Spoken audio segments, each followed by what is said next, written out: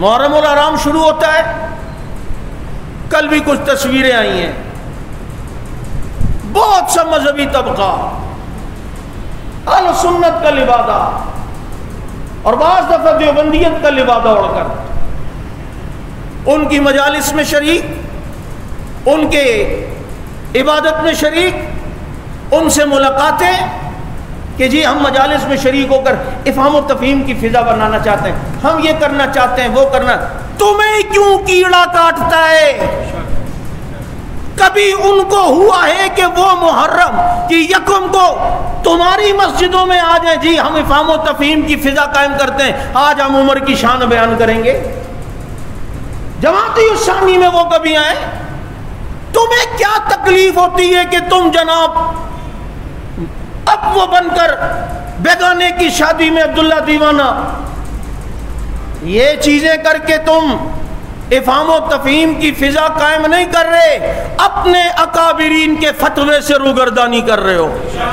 اور یاد رکھو تمہاری دستار کی عزت ہوگی اپنی جگہ، بیوی تیری عزت کرے، میرے نزدیک اس دستار کی عزت ہے جو اپنے اکابرین کے دستار کی عزت کرے گا اور اپنے اکابرین کے فتوے پر عمل کرے گا۔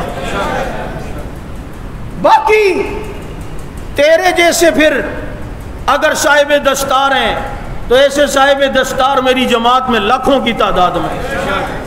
بات سمجھ آ رہی ہے؟ تو خود جانا، یوں ہم فضا، اگر فضا ہے تو وہاں جا کر پھر بات کر، اتنا تپڑ ہے تو بول کہ اس کربلا میں چلو ہم خلیفہ اول ابو بکر، خلیفہ دوم عمر، خلیفہ سوم عثمان کی بات نہیں کرتے، جناب اس کربلا میں حسین کے ساتھ جو ابو بکر شہید ہوئے ان کا ذکر کر لیں، افہام و تفہیم کی فضا بنے، آپ یہ کروا لو۔